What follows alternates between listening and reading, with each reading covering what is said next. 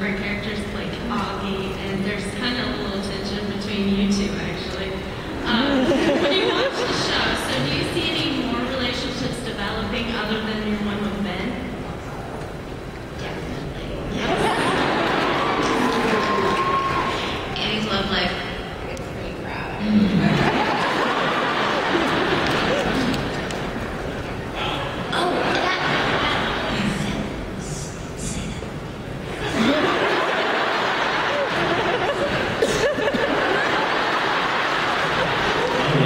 Scoop for you. I'm pretty sure we can tell you. Actually, I just got the message now. One of my good buddies from Heroes is going to come play with us in the next episode that we start shooting.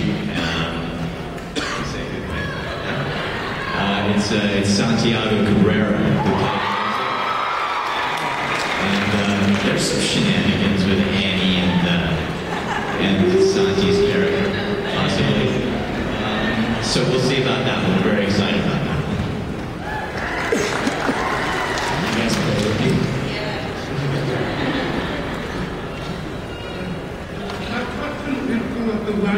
My questions for the writers. I like all of you, but my parents have noticed that there's a lot of dialogue and very little activity.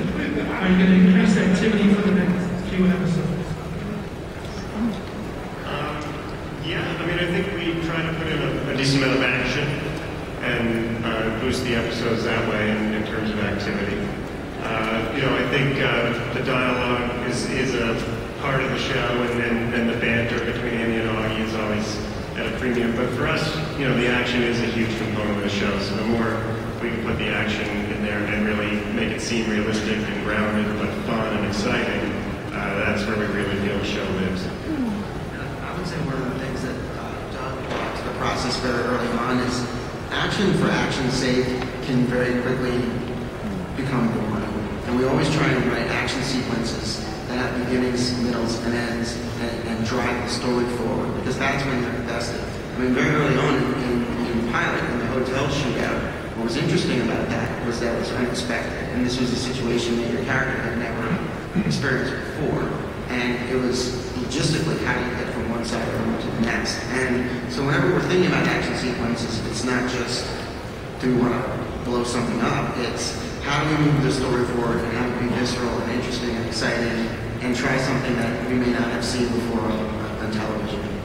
There's like a defining characteristic to the action, which is that, Annie is new at her job. She's new to the city. It's all the traits that are universal to anyone that starting out in a new city and a new job. And so that carries through to the action where she doesn't start out, as a superhero. She makes mistakes in the action sequences. She doesn't always necessarily do the right thing, but she powers through perseverance. And so that kind of humanity is embedded in all of the action sequences, and not just for Annie. I mean, probably my favorite action sequences are the ones that they've written for Chris, because, and I've been around a lot of action in my movies, and when they started putting him out in the field and how does somebody who's blind fight, and what happens when they're in an action sequence, those are by far my favorite action sequences I've ever been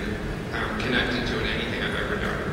Chris, you want to talk about that for 1 second, about doing the action, playing blind? Yeah, it's a little different, but I mean, like Doug said, it's so interesting because it's something that you don't really see, and the trick is trying to find a way to make it believable that it could actually happen. I mean, the action sequence that we did in the episode that aired this week was one of my favorite, because they've written into the script how important it was for Augie to never let go of the guy that he was fighting. He had to stay in contact with him, because if he doesn't, then he loses him, and then he loses his grip, and you see how helpless he can be so quickly. And there's that moment where he's completely at the guy's mercy for a minute, and it just makes your heart jump. Yeah, it's great. By the way, if you actually punch the other actor, go, dude, I'm blind. Sorry, I can't see him. I can't see him. Sorry. Sorry. Not method. All day. I can't see him. stuff.